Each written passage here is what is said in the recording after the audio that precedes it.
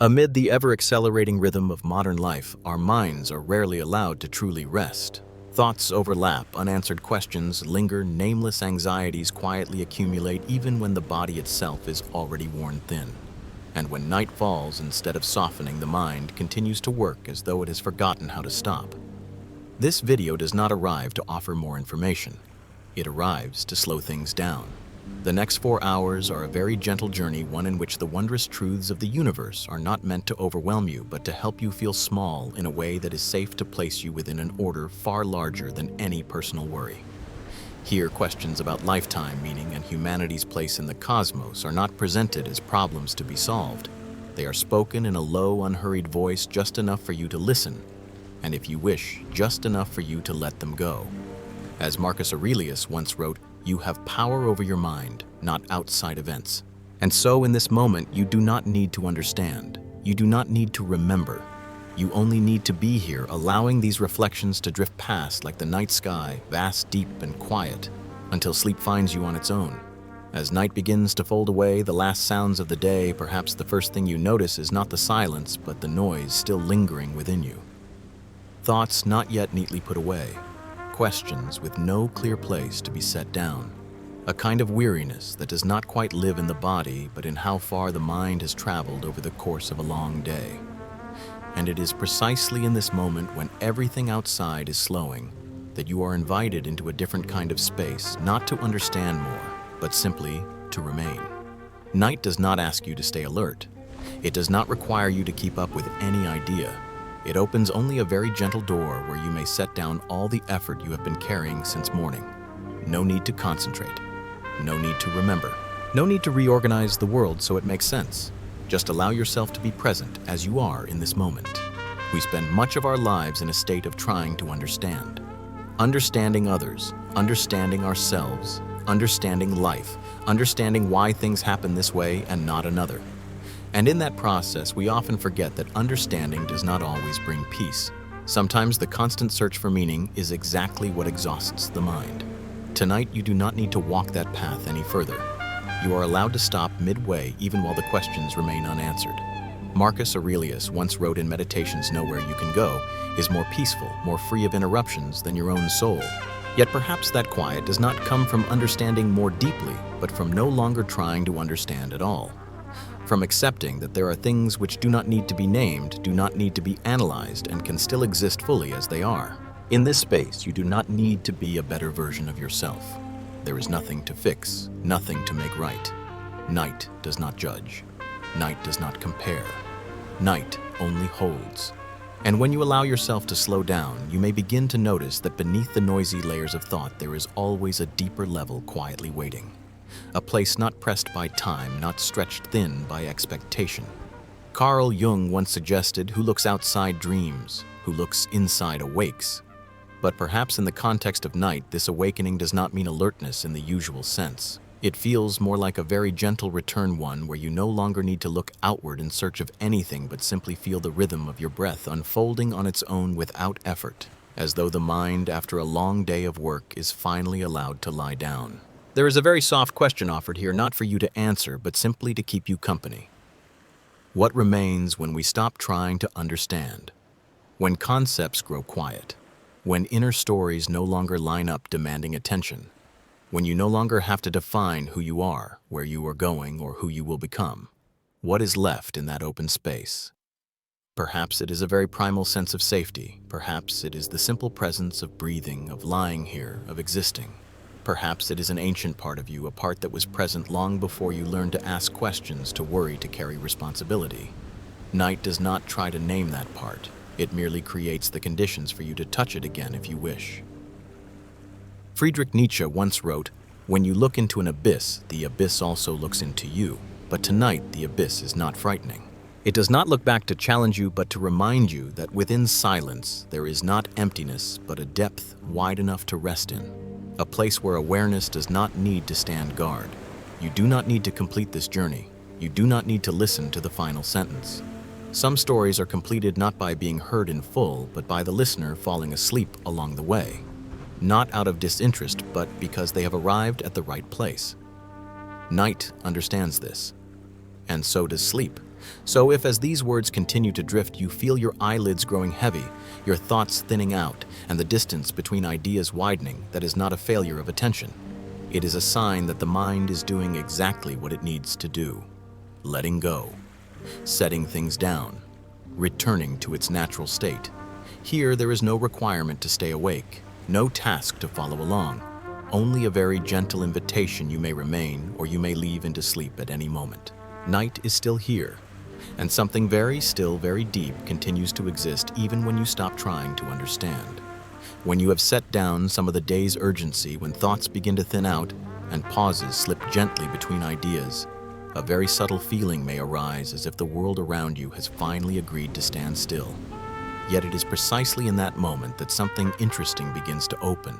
Not absolute silence, but the realization that the universe has never truly been quiet. It is only silent in a way the human ear cannot hear. If we listen with a slower breath, with a softer kind of attention, we may notice that everything is moving. Not loudly, not dramatically, just as a long, continuous flow. Galaxies drifting apart, space itself stretching, light from distant stars still traveling across billions of years to reach our eyes. Even now, as you lie still, reality continues, waiting for no one, asking permission from no one. The wonder here is not overwhelming. It is a gentle kind of wonder, like suddenly realizing you have been standing on a boat drifting so slowly that you once mistook it for solid ground. We grow up with the sense that the world is stable, that the ground does not move, that time flows in one familiar direction. But science, like philosophy, has long whispered something else. What we call stability may simply be motion slow enough for us to grow accustomed to it. Heraclitus once said, "No man ever steps in the same river twice. The river changes, and so does the one who steps into it." That thought does not belong only to physical rivers, but to the reality we inhabit. The universe does not repeat itself in the same state. Even what appears most enduring, stars, laws, vast structures, is moving in its own way. We simply do not feel it because that change lies beyond the rhythm of human biology. From this realization, a very soft thread begins to form between the universe and our inner lives. If reality is always in motion, why do we grow so tired trying to hold on to certainty? Perhaps because we have learned to believe that safety lives in what does not change. We want things to stay still so we can predict them, but the universe does not operate according to that need. It is not chaotic, yet it does not stand still. It moves within an order larger than human control. When we look at the night sky and think it is silent, what we may be sensing is not the universe's quiet, but the limit of our senses. Invisible waves passing through, gravitational forces interweaving, shifts so slow they make no sound. The universe does not speak in human language. It whispers in time. And if we pause long enough, we may begin to feel that rhythm, not with our ears, but through a very deep relaxation. From here, we can turn gently back toward ourselves, because we too are part of that movement. The body does not stand still. Cells are born and fade. Breath comes in and goes out. Thoughts arrive and leave. And yet in daily life, we tell ourselves a different story, that we must be certain, must be stable, must keep everything within reach. And when the world refuses to follow that script, we grow tired. We tense. We worry. Nietzsche once wrote, "There are no facts, only interpretations." Perhaps what troubles us is not that reality changes, but that we interpret change as a threat. If we believe everything must remain still for us to be safe, then movement becomes anxiety. But if we allow ourselves to see differently, movement can become a lullaby, a steady, expansive rhythm in which nothing needs to be held tightly. At this point, the stream of reflection does not need to stop to reach a conclusion. It can simply continue very slowly. From recognizing that the universe is always in motion, we may gently release the expectation that we must keep everything stable. We do not need to become the pillar holding the world in place. The world has been moving on its own long before we arrived, and it will continue long after we leave. Relief sometimes comes from realizing that we are not responsible for the rhythm of the universe.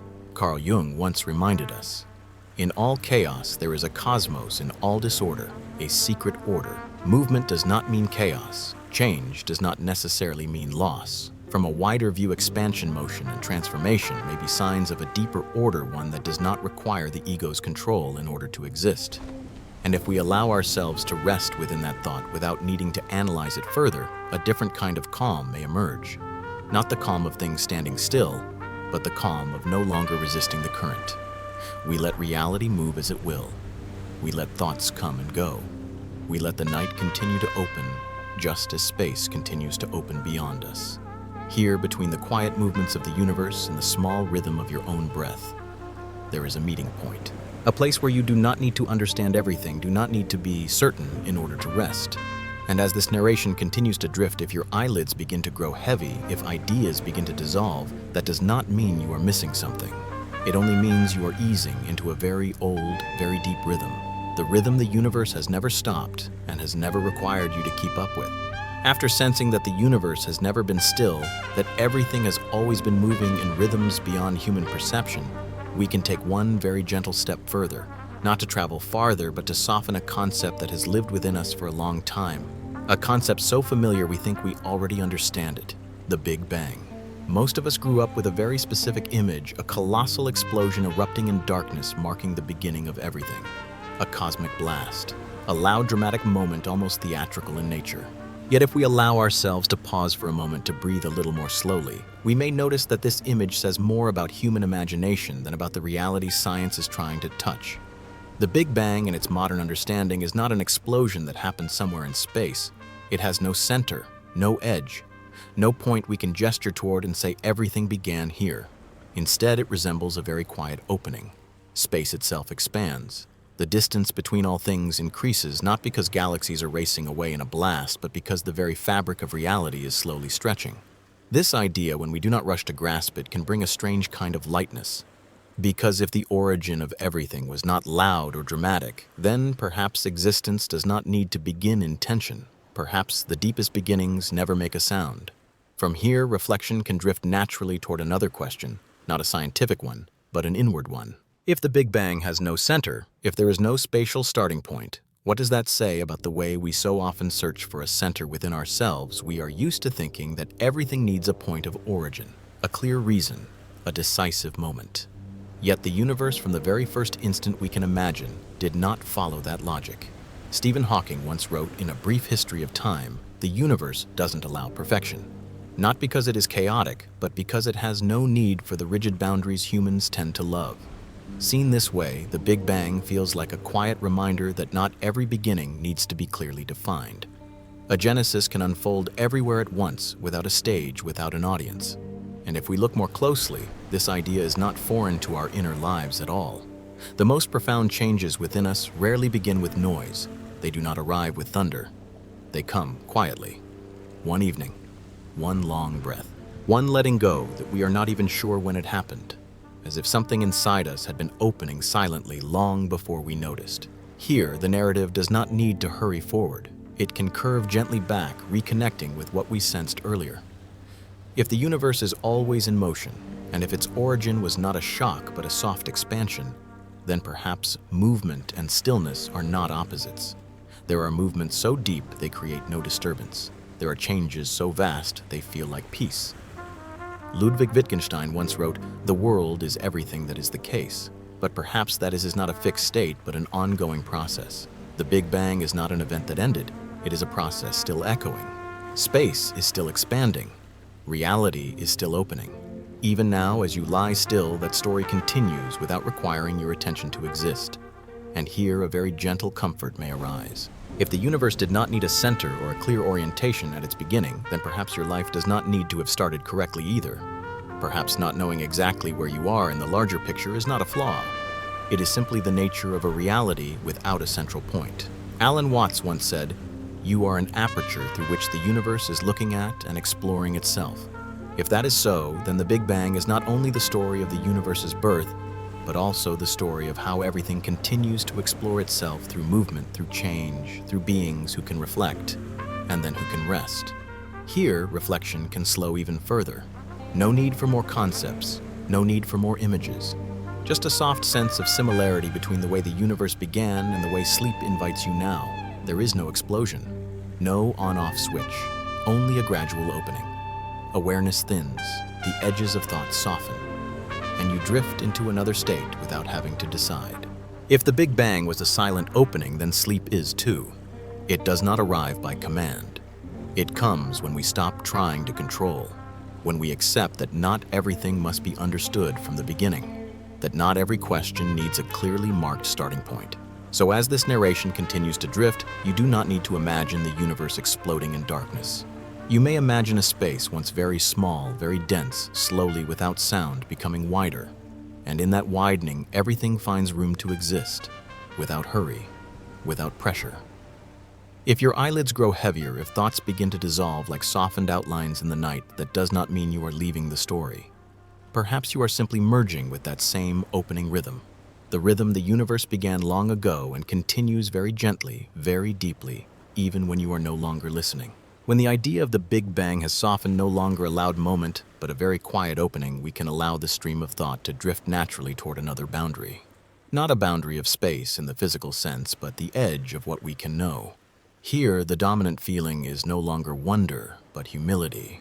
A very gentle humility, one that does not make us feel small in a painful way, but in a safe one. The universe we can observe with all its galaxies, stars, and immense structures is not the entire universe. It is only the portion whose light has had time to reach us, a bubble of awareness limited by time and by the speed of light. Beyond that edge, there is not nothingness, but regions that information has not yet arrived from. They are not hidden out of secrecy, but because reality has no obligation to be easily accessible. This thought, if we do not rush to understand it, can bring a strange sense of relief, because it suggests that it is not due to a lack of intelligence or effort on our part, but simply that some things lie beyond the reach of human experience. Like standing on a shoreline at night, we cannot see the curve of the earth yet. That does not make the earth any less round. The limits of perception do not make reality poorer. They simply invite us to be more humble. Immanuel Kant once wrote in Critique of Pure Reason, "We have no knowledge of things as they are in themselves, but only as they appear to us." In this context, the statement is not pessimistic at all. It simply places us where we belong. We do not stand at the center of the picture. We stand at a very specific point with very specific senses looking out toward a reality far larger than ourselves. And from that position, understanding becomes a form of contact, not of possession. When we think of the edge of the universe, we often imagine a wall. But in truth, there is no wall at all. No rigid line dividing what is known from what is unknown. There is only a very soft transition where light has not yet arrived, where time has not yet been long enough. Like hazy memories in a dream, not hidden but not yet reached because we have not remained in that state long enough. From here, a very natural thread leads us back to ourselves, because in our inner lives we encounter similar edges, parts of ourselves we cannot name, feelings that come and go without explanation, memories without clear shapes. We often believe we must illuminate everything, that healing means understanding every corner. But perhaps like the universe, the human mind also has regions that do not need to be lit. Carl Jung once said, "One does not become enlightened by imagining figures of light, but by making the darkness conscious." Yet making darkness conscious does not necessarily mean exposing everything. Sometimes it is simply acknowledging that darkness exists and that we do not need to banish it immediately. Some regions within us are like the edge of the universe, not to be conquered, but to be respected. When we accept that the observable universe is not the whole universe, we may also accept that what we understand about ourselves is not the whole of who we are.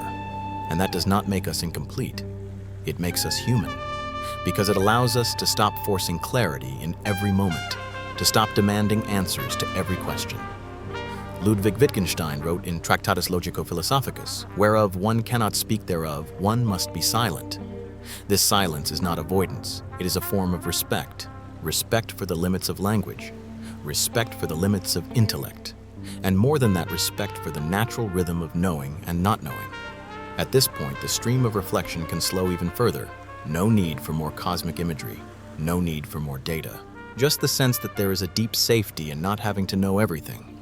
Like lying in the dark, unable to see the room around you, yet still feeling held not because you control the space, but because you trust that not everything needs to be seen for stability to exist. And from that feeling, a very soft transition brings us back into the rhythm of the night.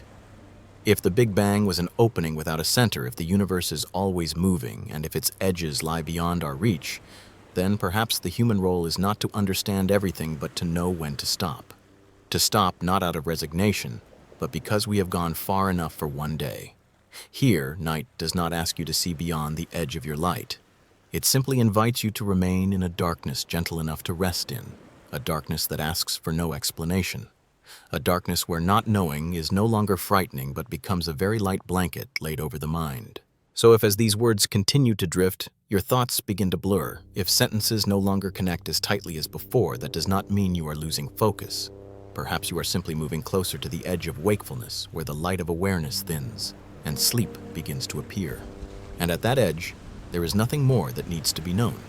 Only a very gentle permission. Not everything is meant to be known, and you are allowed to rest in that. When we have reached the edge of what can be known, when awareness has grown accustomed to not needing to see the whole, the stream of thought can continue to drift slower, deeper toward a hypothesis that feels both strange and quietly compelling.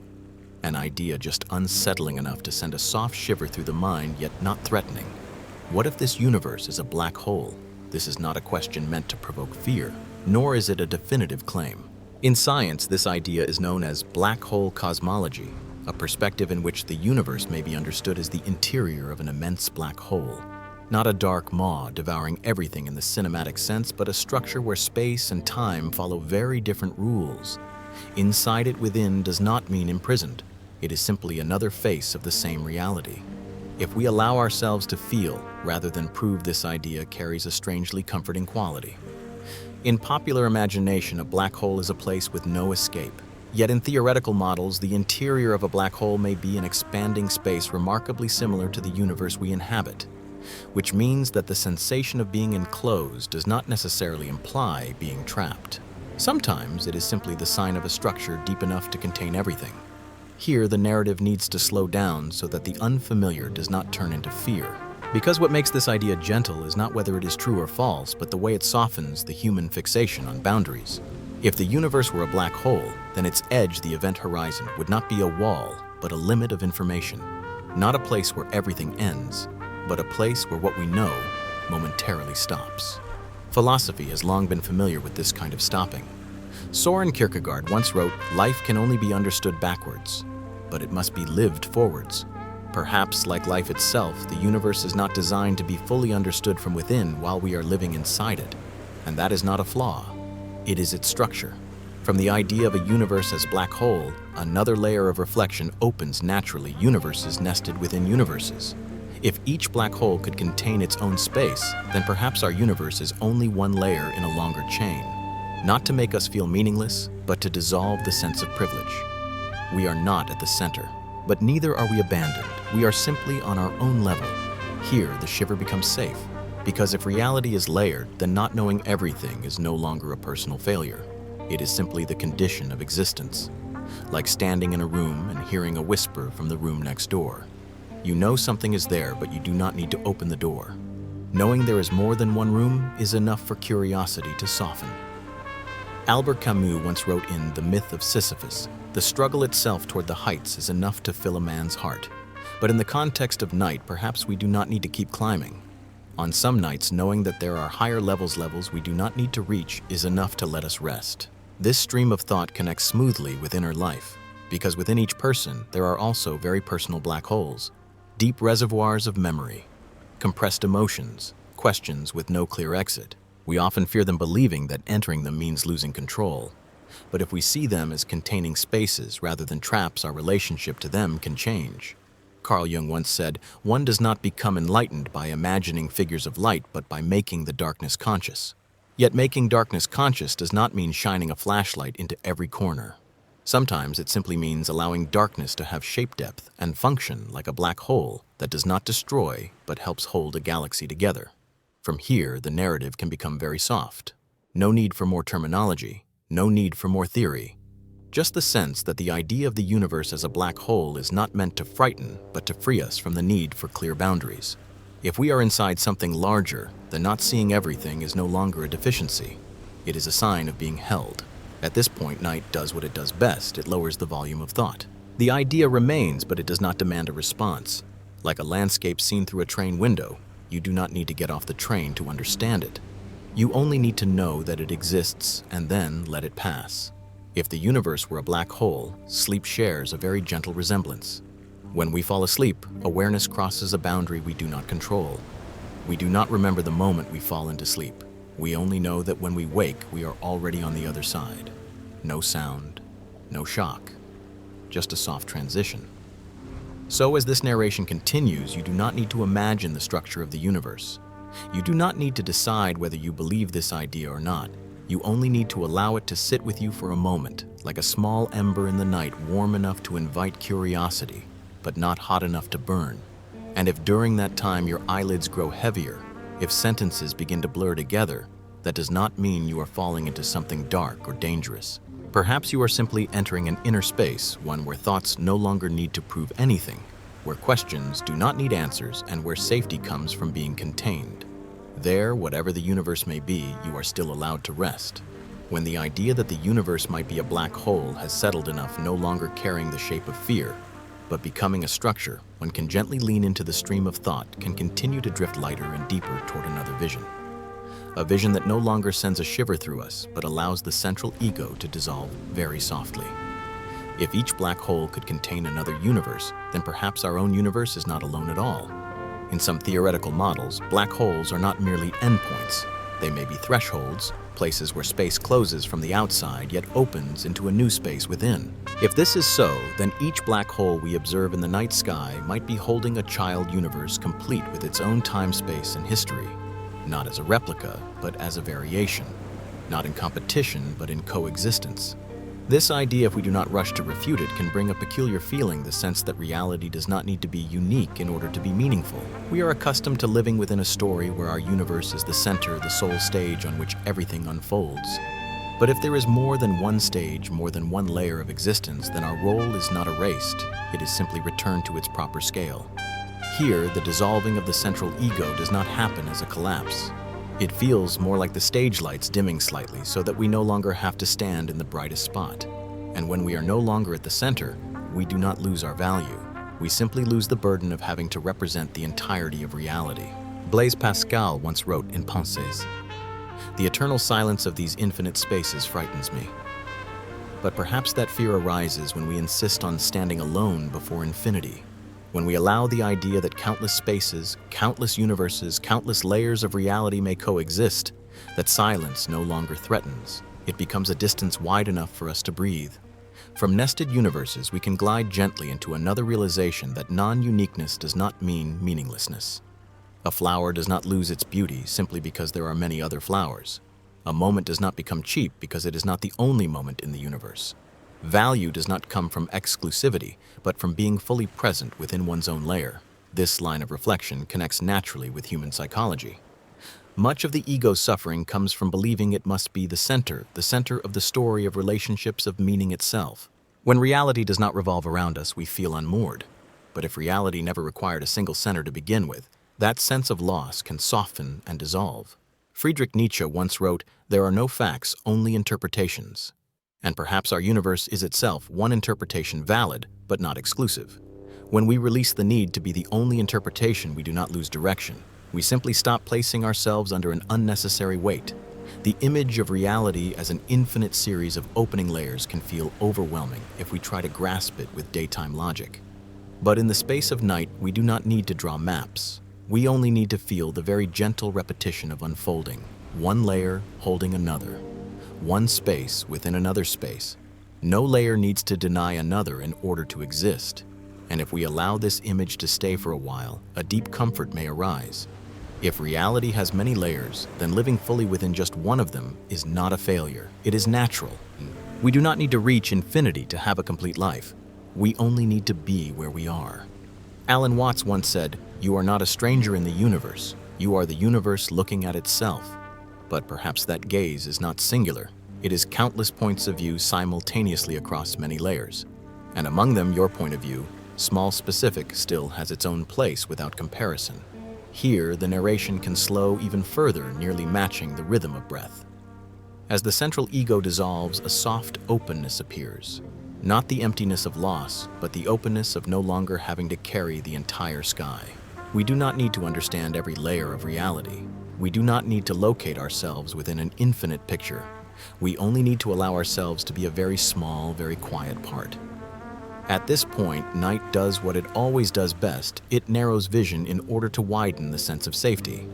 The idea of child universes no longer feels like a scientific hypothesis. It becomes a healing metaphor that within the black holes of life's experience, crises, ruptures, losses, There may exist other spaces, other ways of being not yet reached.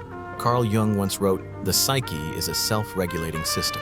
If the mind too operates through such deep layers, then not being able to control everything becomes less frightening. It simply suggests that many layers are quietly working on our behalf.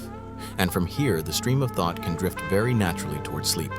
For sleep itself is a kind of child universe, a space within the space of waking life, a layer of reality where the daytime ego dissolves, making room for other images, sensations, and rhythms.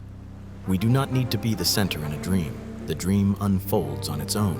If, as these words continue to drift, you feel yourself becoming smaller, not in the sense of being diminished, but in the sense of being placed gently where you belong, that is a sign that non-uniqueness is turning into comfort. You do not need to be the center of the universe in order to rest. You only need to be a very quiet point within a chain of unfolding layers and allow sleep like another child universe to receive you softly. When the idea of universes nested within universes has softened, when the central ego has stopped trying to hold a privileged position, the stream of thought can drift onward into another sensation, a very slight tilt away from what feels familiar. Not a shock, not a paradox, but a gentle leaning just enough to suggest that reality may be more subtle than we once imagined. If galaxies tend to rotate in a preferred direction, what might that mean for how we understand randomness? For a long time, humanity believed that on the largest scales, the universe was fair in every direction. No left or right, no before or after, no bias. A flat stage where all motion was evenly distributed. And then from observations that are very distant, very ancient, a hint began to appear. Many galaxies seemed to rotate in the same direction. Not enough to draw hasty conclusions, but enough to raise a soft question. Might the universe carry a preferred direction from the moment it was born? The feeling this question brings is not anxiety. It is a quiet curiosity, like noticing that your heartbeat tends to lean to one side as you fall asleep, or that the night wind often blows more readily in one familiar direction than another. Some inclinations do not need grand explanations. They are simply traces of an origin. If the universe has been rotating since its beginning, that motion does not need to be loud. It can be slow, steady, almost imperceptible. And yet the slowest motions are often the most enduring. When we allow this idea to remain for a while, it can offer a strange comfort that even what we call randomness may be guided by a deeper rhythm. Aristotle once wrote in physics, "Nature does nothing uselessly," not to claim that everything has a clearly defined purpose, but to suggest that in nature, even small tendencies have their place. A bias does not need to disrupt order in order to exist. It may be the order seen from another angle. From here, the reflection connects smoothly with inner life. We often believe that our minds must be completely random, completely free, entirely without direction. Yet when we look more closely, we notice that thoughts tend to return to the same themes. Emotions lean toward the same sides. Memories revolve around an ancient axis. Not because we are weak, but because the mind too has inertia. Friedrich Nietzsche once wrote, "All things are subject to interpretation. Whichever interpretation prevails at a given time is a function of power and not truth. And perhaps at a deeper level, there are tendencies that exist even before interpretation. Preferred directions we did not choose but were born carrying. Recognizing them is not a loss of freedom. Sometimes it is the first step toward relief. If the universe has a preferred direction, randomness does not disappear. It simply ceases to be absolute. It is like a river whose bed has a shape while the water still flows freely within it. We may drift in many ways, touch many banks, yet a general direction remains. And when we stop insisting that everything must be perfectly random to have meaning, we may begin to rest within our own rhythm. The narration here does not need to present evidence. It only needs to keep a slow pace, allowing the idea to seep in on its own. For in the space of night, what matters is not right or wrong, but the feeling of being placed within a larger order, one that does not coerce, does not judge, but quietly continues. Carl Jung once said, "Until you make the unconscious conscious, it will direct your life, and you will call it fate." Perhaps the universe's preferred direction resembles the unconscious tendencies within us, not rigid destiny, but trajectories. And when we recognize those trajectories, we are not trapped. We simply stop being surprised when we find ourselves returning to familiar points. From here, the stream of thought can tilt gently toward another feeling safety within deviation. We do not need perfect balance. We do not need to stand at an ideal center. If the universe itself could carry a slight rotation from the beginning, then carrying our own inclinations is not a flaw. It is the mark of history, a formation of forces that have passed through us. And when that thought lingers long enough, a very gentle healing can occur. We no longer need to straighten ourselves. We only need to notice which way we lean and see whether we can rest into that direction more kindly. Like galaxies rotating slowly, unhurried, unashamed of having chosen a direction.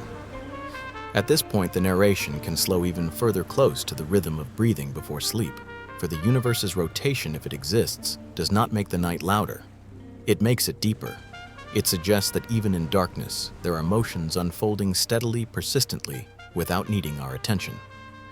Blaise Pascal once wrote, "Man is but a reed, the weakest in nature, but he is a thinking reed." And perhaps it is because we think that we grow tired from trying to keep everything balanced. But the universe does not demand perfect equilibrium. It allows small deviations, tendencies, rotations. And within that allowance, everything continues. So if, as these words drift by, you feel your mind beginning to slow its spin, if thoughts no longer align neatly but lean ever so slightly, that is not a loss of control. Perhaps you are simply merging with a very old, very deep rotation, one that began long before you arrived and will continue long after without needing your wakefulness to sustain it. Here, within that gentle tilt, there is nothing to fix. Only a soft invitation you may let the mind rotate in its own rhythm, slower, steadier, until every movement becomes as smooth as the turning of the stars, and you, without needing to understand anything further, may drift quietly into sleep, held by the sense that even randomness can carry an order gentle enough for rest. When the thought of the universe's deep motions has softened, when the sense that reality can tilt ever so slightly and still remain safe has settled, the stream of reflection can continue to drift not outward any farther, but slowly turning back toward the most familiar place of all, Earth. Not as a chosen center, but as a survivor, small, fragile, and still here. Under the night sky, with its billions of galaxies and countless planets, the idea that Earth is unique begins to feel fragile. Scientific models suggest that many Earth-like planets may have existed places with enough water, enough energy, enough time. Almost Earths. Worlds where life might have begun and then stopped, not for lack of effort, but because life is not guaranteed. It is not a reward for perfect conditions, but the outcome of a long process of trial and error by the universe itself. Here, the feeling need not turn pessimistic. On the contrary, there is a very gentle truth. Earth did not prevail because it was special, but because it has not yet lost. It has not been pushed out of its orbit. It has not lost its magnetic field. It has not run out of water. It has not faced disruptions beyond its limits of endurance. And within this not yet, there is a quiet beauty, not triumphant, not destined, simply continuing. When we see life as a chain of near endings, we begin to release a very old burden, the burden of believing that we were chosen. For being chosen often comes with heavy responsibility. Survival is different. It allows humility. It allows gratitude without pride. It allows care without judgment. Charles Darwin once wrote in On the Origin of Species, "It is not the strongest of the species that survives, nor the most intelligent that survives. It is the one that is most adaptable to change." In this light, Earth is not a symbol of victory, but evidence of adaptability sustained over time. And if life persists not because it deserves to, but because it adapts, then our individual lives may be seen the same way, not needing to be perfect, only soft enough to continue. From here, reflection flows gently into inner life. We often ask ourselves, why am I here? Why do I keep going despite exhaustion, despite uncertainty? The answer need not be a grand mission. Sometimes it is simply because we have not broken, because we have avoided a few storms, because we have adapted in small ways we barely noticed. Albert Camus wrote in The Myth of Sisyphus, "The struggle itself toward the heights is enough to fill a man's heart, but in the context of night we do not need to climb any higher. It is enough to recognize that continuation itself is sufficient. Earth does not need to prove anything in order to exist. It only needs to keep turning, keep holding water, keep allowing fragile things to grow." And when we see Earth as a survivor, a very gentle healing can occur. We stop comparing. We stop asking why not somewhere else. We begin to see the value of what is here, not because it is great, but because it remains. Like a relationship that continues, like a body that still breathes, like a night that is calm enough for us to lie down. The narration here does not need to intensify emotion. It only needs to keep a steady rhythm, for life, when observed long enough, is not dramatic. It is persistent. It repeats. It repairs small fractures each day. It continues not because it is applauded, but because conditions allow it. And within that allowance, there is a deep sense of safety. Carl Sagan once wrote, "We are made of star stuff, yet perhaps what matters more than our stellar origin is our capacity to remain within a narrow range of temperature, to remain in a stable orbit, to remain long enough for life to learn how to heal itself. Earth is not radiant because it is rare, but because it endures." From Earth, the stream of thought can drift naturally toward humanity. If this planet is a survivor, then we fragile beings upon its surface are as well. We do not need to be chosen in order to deserve rest. We do not need to prove our worth. Not having lost today is already enough. Here night does what it always does, it lowers demands. No grand purpose required, no heroic narrative needed. Only a very small continuation breath in, breath out, a steady heartbeat. The feeling of being supported by the ground of a planet that has remained long enough for us to be here. Friedrich Nietzsche wrote, "He who has a why to live can bear almost any how." But there are nights when we do not need a why. We only need a how that is light enough to continue lying, still releasing tension, allowing tomorrow to arrive on its own. Earth does not need a reason to turn, and we do not need a reason to sleep. Here, the narration can slow further like a dimming light. For when we release the belief that we were chosen, we also release the fear of being discarded. When we accept that life is fragile and not guaranteed, we learn to cherish without clinging. We care not because we fear loss, but because something is here now. If, as these words continue to drift, you feel yourself becoming smaller, not in the sense of shrinking, but of being placed in proper proportion, that is a good sign. Small but not bleak, fragile but not hopeless. Like Earth within the vastness of space, not privileged, not destined, simply still here. And if your eyelids grow heavy, if thoughts begin to thin, let that happen. There is no need to hold on to the story, no need to remember the arguments. For like life on Earth, sleep does not need to be guaranteed by reasons. It arrives when conditions grow gentle enough. And tonight, in the quiet understanding that we are surviving, not chosen, that gentleness may already be present. When the image of Earth as a survivor has settled, when the gentle gratitude of not yet lost has had time to rest in the chest, the stream of thought can drift on slower, deeper into another emotional territory. Cosmic nostalgia. Not a heavy sorrow, but a distant remembering for worlds that once had the potential to become home, yet did not walk the path to its end. In the darkness of space, Mars appears like a faint red memory. Ancient traces suggest that water once flowed, that the surface was once warmer, that the atmosphere was once thick enough to hold the breath of a young planet. Venus in a far-off time may have been temperate before turning into a relentless furnace, and there are countless other almost worlds places whose initial conditions were close enough, yet a small deviation, a chain of events, was enough to bend the story in another direction. Here, the feeling is not regret in the human sense, but a quiet recognition potential does not guarantee outcome. The universe makes no promises, it experiments, it repeats, it leaves unfinished paths behind without resentment. Worlds that failed are not wrong. They simply stopped, like so many other processes in nature. This thought, if we do not rush to judge it, can become a soft pillow for the mind. We grow up in stories that celebrate victory, completion, success. We learn to believe that failure is something to be avoided. But when we look far enough, long enough, we begin to see that failure too is a natural state of the universe. Not the opposite of success, but its companion like night alongside day. Soren Kierkegaard once wrote, "Life is not a problem to be solved, but a reality to be experienced." Worlds that did not solve the problem of life in Earth's way were still complete experiences of the universe. They existed long enough to be themselves. And in that existence, nothing was wasted. From distant planets, the stream of thought can slide naturally toward human life. For each of us carries our own almost worlds, plans that once had enough conditions, relationships that once held enough hope, versions of ourselves that stood very close to another turning. Not all of them continued, and that does not make them mistakes. They are simply possibilities that came to rest. Albert Camus wrote in The Myth of Sisyphus, "The absurd is born of this confrontation between the human need and the unreasonable silence of the world. Yet within that silence, the universe does not mock. It simply does not intervene. It allows both continuation and stopping. And when we view failed worlds through that lens, judgment can dissolve, making room for a wide, quiet compassion. Cosmic nostalgia does not ask us to be sad. It only invites us to soften toward what did not happen, toward what never fully took shape. toward ourselves as we realize that not every effort needs a complete ending to have value.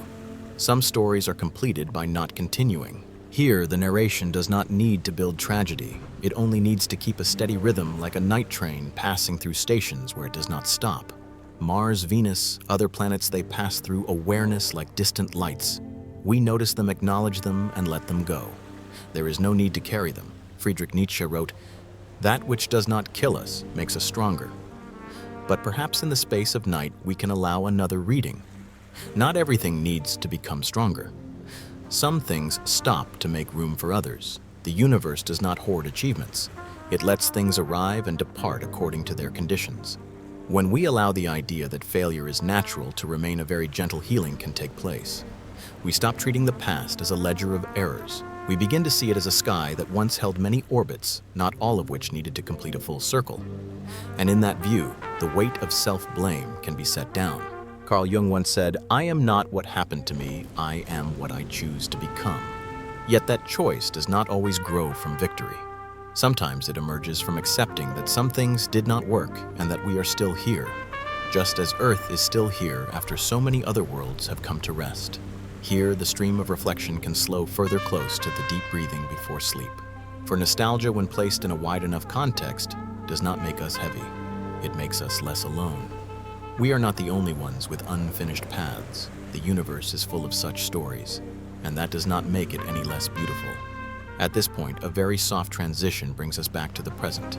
Among countless worlds that have failed, there is one world that remains. Among countless possibilities that have stopped, there is one moment still unfolding, this one. Not because it is more deserving, but because conditions still allow it. And within that allowance, we are invited to rest. Blaise Pascal wrote, "The heart has its reasons, which reason knows not." Perhaps the universe is the same.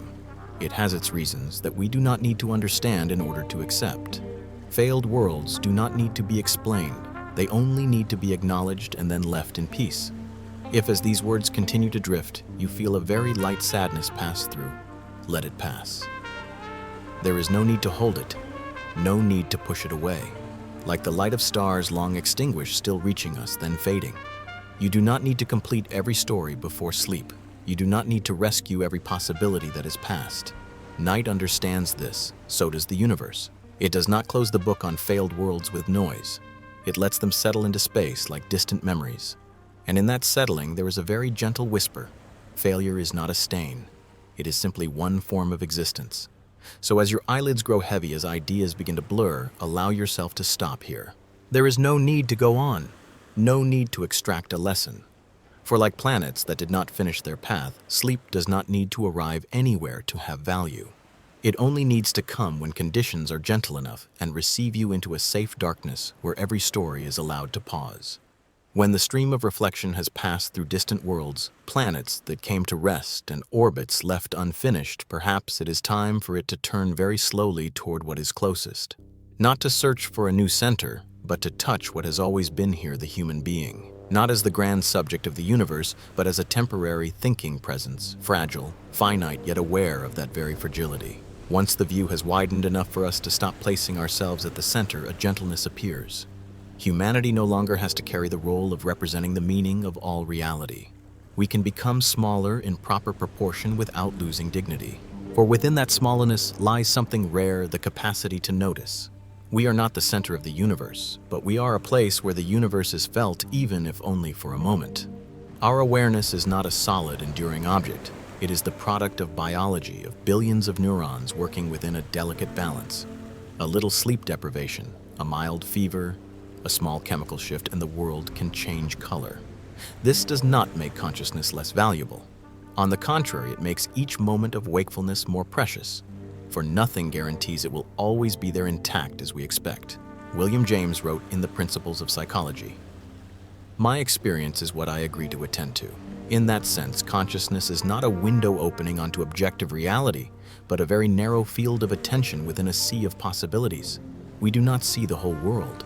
We touch only a slice enough to live enough to feel, and within that limit, life unfolds. From this fragile awareness, a gentle understanding can form. Meaning is not something the universe delivers. The universe sends no messages. It installs no purpose in advance. It does not wait for us to decode it. Meaning, if it exists, is something we briefly feel in very specific moments while listening to music, while holding a familiar hand, while noticing that we are still breathing in the quiet of the night. Albert Camus wrote in The Myth of Sisyphus, "The struggle itself toward the heights is enough to fill a man's heart, but here struggle does not necessarily mean climbing upward.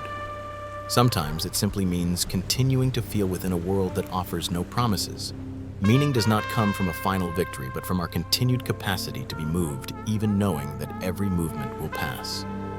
This line of thought connects naturally with healing, for when we stop demanding that the universe come preloaded with meaning, we also stop placing that pressure on ourselves. We do not need to live a correct life. We do not need to complete a grand mission. Briefly sensing something is enough, like a small light in the night, not banishing the darkness, but enough to keep us from getting lost. Friedrich Nietzsche wrote, "He who has a why to live can bear almost any how. But there are nights when we do not need a why. We only need a how that is light enough, breathing more slowly, allowing thoughts to pass without grasping." Meaning in those moments does not need to be named. It may appear as a warmth and then dissolve. When we see the human being as a temporary presence, we also learn to soften toward time. We no longer need to hurry, no longer need to hoard experiences as if they might run out. For if awareness is fragile, then spending it in tension is a kind of waste. Night invites the opposite, to spend awareness on rest, to let thoughts remain unformed, to let the feeling of existing drift freely untethered from purpose. Carl Jung said, "The privilege of a lifetime is to become who you truly are. Yet who you truly are does not have to be a fixed identity. It can be the ability to turn inward and realize that we are not the stories we tell during the day.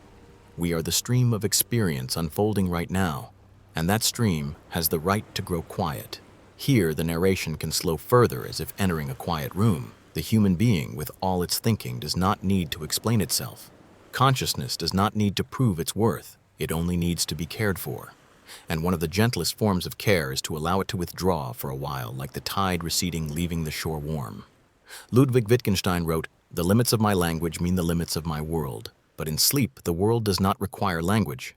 When words fade, experience does not vanish, it simply changes form. From thought to sensation, from analysis to release, from I to being. From here, a very soft transition leads us toward the next part of the journey, the body. For as awareness softens, the body begins to speak in its own language, heartbeat, breath, warmth. A human being is not only a thinker. A human being is a living organism, self-regulating quietly at work even when we are not watching. If, as these words continue to drift, you feel you no longer need to hold on to meaning that is not a loss, it is trust. Trust that existing even temporarily, even fragilely, can be enough. Trust that you do not need to be the center in order to be at ease. Trust that feeling, however brief, is still a way of living fully. So let the stream of reflection close very gently here. No conclusions, no declarations, just a kind whisper: you are a temporary thinking being, and tonight you are allowed to rest from having to think. Awareness may step back, meaning may soften, and in that tender space, sleep can arrive without reason, without proof, like a natural return for a being that has traveled far enough for one day. When awareness grows tired after a long journey of thought, when questions about the universe and the human being begin to thin out, the natural current of night gently carries us back to what is closest. Not ideas, not meaning, but the body, the part that remains here still working even as the mind begins to rest. There is a deep reassurance in realizing that the body does not wait for our understanding in order to function. Right now, as you lie still, millions of chemical reactions are unfolding. Cells are being renewed. Small damages are being repaired. The immune system moves quietly on its rounds. The heart does not need to be reminded to beat. The lungs do not need instructions to breathe. And in the darkness, your skin emits a very faint light, not enough to be seen, but enough to know that life is present. This thought does not need to astonish us. It only needs to settle us. For if the body can do all of this without the control of consciousness, then perhaps we do not need to strain ourselves to keep everything in place. There is a very ancient intelligence operating beneath thought, one that does not speak in language, does not require concepts, yet knows precisely when to repair and when to rest. Baruch Spinoza once wrote, "No one has yet determined what the body can do, and perhaps what lightens us is not the effort to define that capacity, but the willingness to trust it. To trust that the body knows more than we imagine, to trust that not everything needs the supervision of awareness in order to be cared for. This stream of reflection connects smoothly with all that has come before. If the human being is a temporary thinking presence, then the body is the steady ground beneath that temporariness.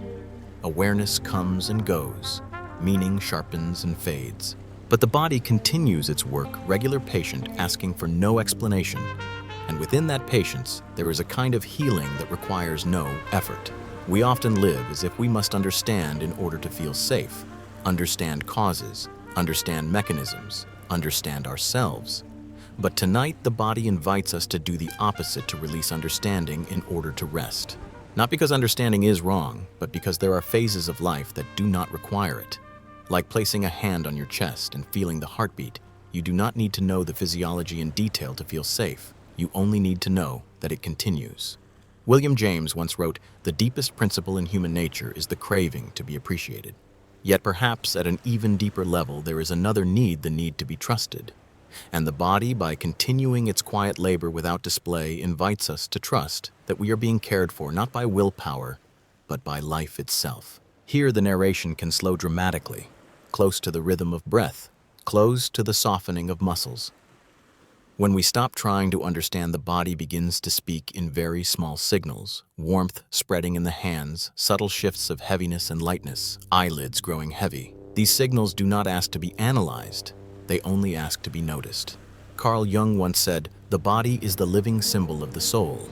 But that symbol does not need to be interpreted right now. It only needs to be left in peace, allowed to work in the dark like stars we cannot see yet, which continue to burn. The body repairs itself in a peculiar way, not through intention, but through time. It needs rhythm. It needs pauses. It needs hours without pressure. And sleep is one of the greatest gifts we can offer it, not as a reward, but as a gentle cooperation. At this point, a very soft thread leads us from the body into sleep. For sleep is not a shutting down. It is a transfer of control. Awareness steps back. The body takes over. Older systems grow more active, like a city at night when office lights go dark and maintenance crews begin their work. Friedrich Nietzsche once wrote, "There is more wisdom in your body than in your deepest philosophy." And perhaps night is the time we are allowed to trust that wisdom, without argument, without proof, simply by lying still and allowing. Here, the narration needs no more images, no more knowledge, only a very simple feeling you are being held by the surface beneath you, by the air around you, by your own body. And in that feeling of being held, the mind no longer needs to strain in order to exist. If, as these words continue to drift, you find that you can no longer follow each sentence clearly, that is not a lapse in attention. It is a sign that the body has begun to reclaim its role. You do not need to understand what is happening. The body still knows how to live. It learned long before you learned how to think. Blaise Pascal once wrote, "The heart has its reasons, which reason knows not." Perhaps the body is the same. It has its reasons, and awareness does not need to interfere. And when we allow those reasons to unfold, a deep reassurance can spread like small ripples across still water. Here, night does not ask you to remain awake. It does not ask you to follow this journey to the end. You may leave at any moment. The body will continue. The breath will continue. The heartbeat will continue. No supervision required. And so let this stream of reflection close very gently. No conclusions, no messages. Only a quiet reminder you do not need to understand in order to live. The body has understood for you. It is working. And within that quiet labor, sleep may arrive not as a collapse, but as a natural return where everything is allowed to move according to its own rhythm. When we recognize that the body continues its quiet work without the supervision of consciousness, when the breath has slowed and a gentle sense of safety has begun to spread, the stream of thought can move one step further into sleep. Not as a retreat, but as a very ancient philosophical act, a silent choice. The choice to stop holding on. We often see sleep as an escape from problems, from questions, from things left unresolved. But if we slow down enough, we may notice something else. Sleep is not turning away, but letting go. Not an act of helplessness, but an understanding that there are moments when continued control no longer brings wisdom, only prolonged exhaustion. At its deepest level, philosophy is not always about thinking more. Sometimes it is about knowing when to stop, knowing when a question has completed its task, knowing when consciousness must step back so that other layers of life can take over. Sleep in this sense is not the end of awareness, but a form of trust. Marcus Aurelius once wrote in Meditations, "Do not waste the remainder of your life in thoughts about others when you do not refer your thoughts to some object of common utility." Yet perhaps at night that common utility lies not in further thinking, but in allowing the mind to rest. For an exhausted mind is no longer supple enough to receive truth, whether the truth of the world or of itself. When we allow ourselves to sleep, we practice a very simple philosophy, releasing control. We cannot command the moment we fall asleep. We can only prepare the conditions, turn off the light, lie down, soften. And then what happens does not come from will, but from biology. Awareness recedes, the body takes over. Older systems, ancient, intelligent in their own way, begin their work. Here, there is a profound humility. We acknowledge that we are not the central operators of everything, that life existed long before we learned to think and will continue to function even while we sleep. This does not make us small in a frightening way.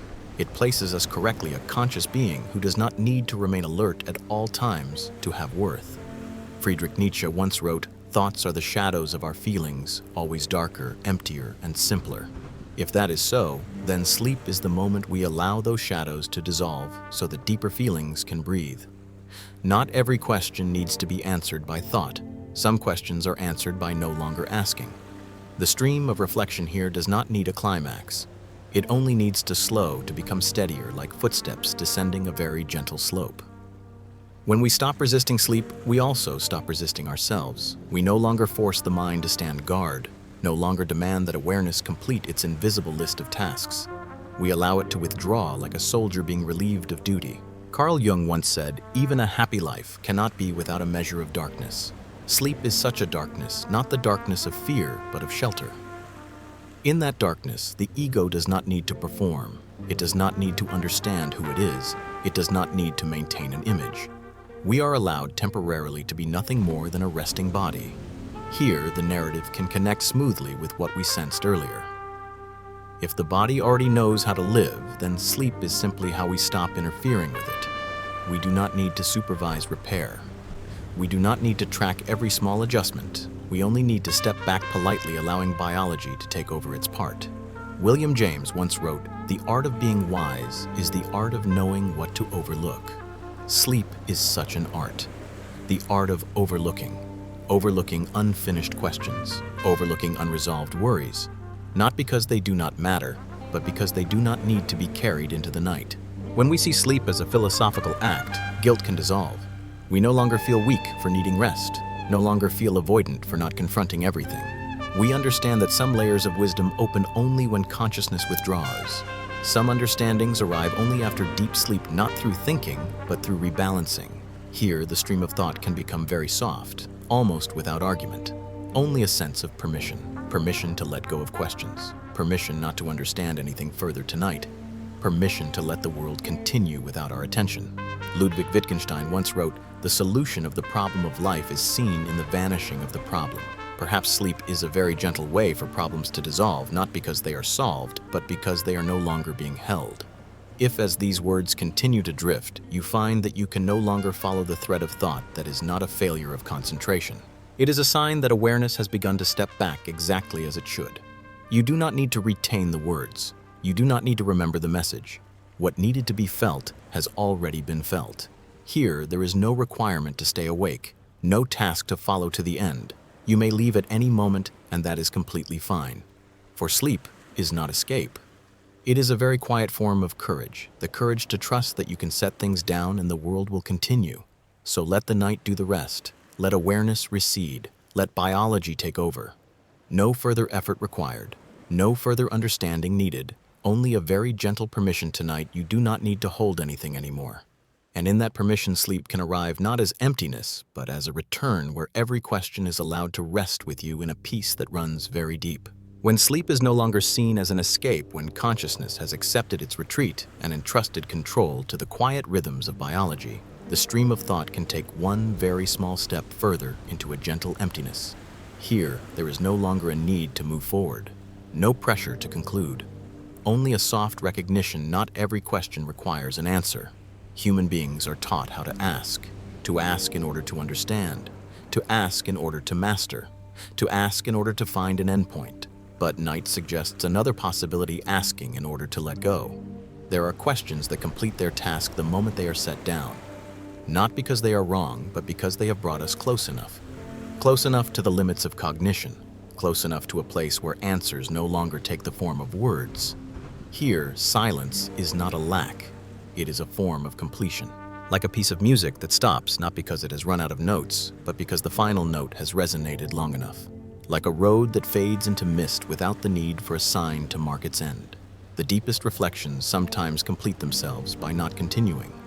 Ludwig Wittgenstein once wrote in Tractatus Logico-Philosophicus, "Whereof one cannot speak thereof, one must be silent." This sentence does not demand that we abandon thinking.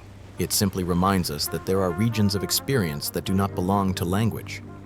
And when we stop forcing them to speak, they can be felt more fully through the body, through the breath, through a very quiet presence.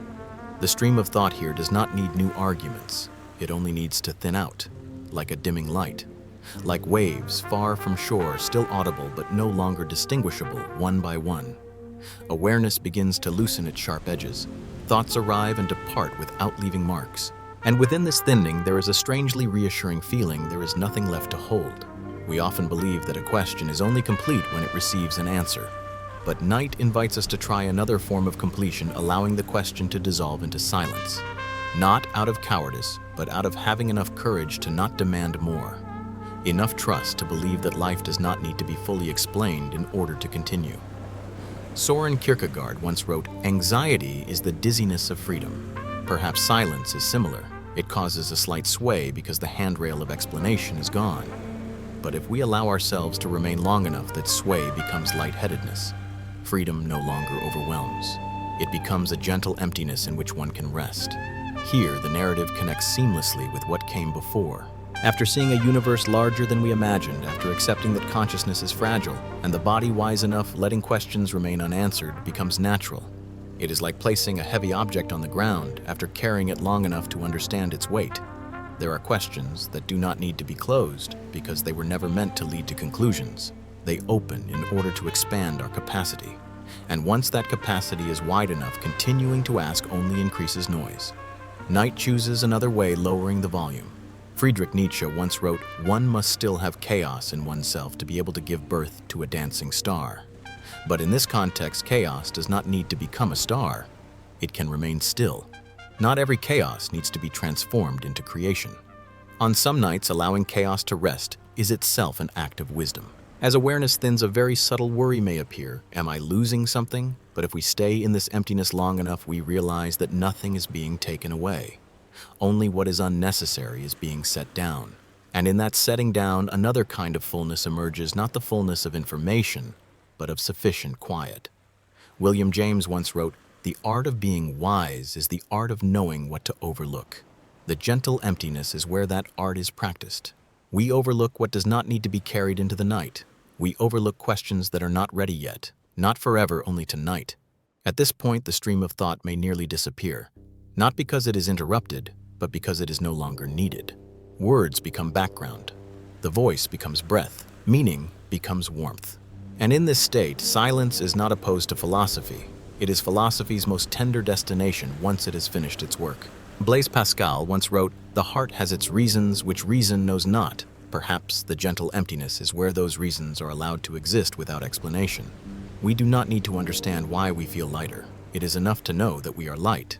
Here, there is no requirement to follow, no task to remember. If words begin to slip apart, if the thread of thought grows discontinuous, that is not a failure. It is a sign of completion. Awareness has gone far enough to rest. And when we allow questions to have no answers, we also allow ourselves to no longer be the one who answers. We do not need to stand in the position of knowing. We do not need to prove wakefulness. We can simply be someone who is listening, breathing, existing within the night. Wittgenstein also wrote in Philosophical Investigations, "Don't think, but look yet in the night." Perhaps we are invited to do something even gentler. Do not look, just be. Be in the emptiness. Be in the silence. Be in permission. So let this stream of thought close on its own, not with a conclusion, but with dissolution. No period. No message. only a gentle emptiness wide enough for sleep to enter. And when sleep arrives, it brings no answers. It brings rest, which at this hour may matter more than any question. When the stream of thought has traveled far enough that it no longer needs to continue, when the questions have been set down very gently, perhaps it is time to carry nothing more. No need to remember what was heard. No need to weave it into a system. No need to hold on to any meaning as if it were something precious to be stored away. Everything that needed to happen has already done its work, not to be remembered, but to bring you here. From the very first chapter to this moment, this journey was never meant to find a final answer. It has done only one very gentle thing, slowly lowering the volume of consciousness. And when that volume is low enough, when the edges of thought soften, sleep can enter on its own, uninvited, unhurried, unawaited. This video does not need to end. It simply fades. Like a voice lowering until it blends into the night, like the moment when you can no longer tell where the words end and where your own breathing begins. No full stop, no farewell. Only a very natural dissolving, the way things dissolve when they are no longer being held. There is a familiar misunderstanding that sleep is a reward for a day well endured. But tonight, you do not need to deserve anything. Sleep does not come because you did something right. It comes because it is natural, like the tide receding, like a leaf falling, like the body returning to its rhythm when it is no longer stretched tight by thought. Marcus Aurelius once wrote in Meditations, "Nowhere you can go is more peaceful, more free of interruptions than your own soul." But perhaps that quiet is not a place you must go to, but a place you return to when you stop trying to go anywhere else, when you stop trying to understand more, when you stop following. Here, there is no requirement to stay awake, no task to listen to the final sentence. If you drifted into sleep at any earlier moment, that was not missing out. That was completion in its truest form. For some stories are completed not through attention, but through the listener having come close enough to let go. Let the remaining ideas thin and fade. No need to push them away, no need to keep them, like thin clouds dissolving into the night sky, like distant stars you no longer count, like the very sense of me growing lighter, softer, no longer needing definition. If something still lingers, a faint image, a question, a barely felt sensation, let it be there. No need to resolve it, no need to finish it. Sleep knows how to do the rest. It does not argue. It does not analyze. It simply closes very gently what has already been enough. And then, as awareness recedes fully, as the body takes over completely, there is nothing more you need to do. No need to remind yourself to sleep. No need to check whether sleep has arrived. Just do not interfere. Like standing still at the edge, allowing the water to flow. If tomorrow comes, it will come. If the night lingers a little longer, that is fine too. There is nothing to rush, nothing to hold. You have done enough for today simply by being here. So let this voice grow quieter. Let the space open. Let everything dissolve in its own rhythm. No ending, no closure. Just a very natural return to a place where you do not need to understand, do not need to remember, do not need to follow, and sleep, as it always does, will be there to receive you.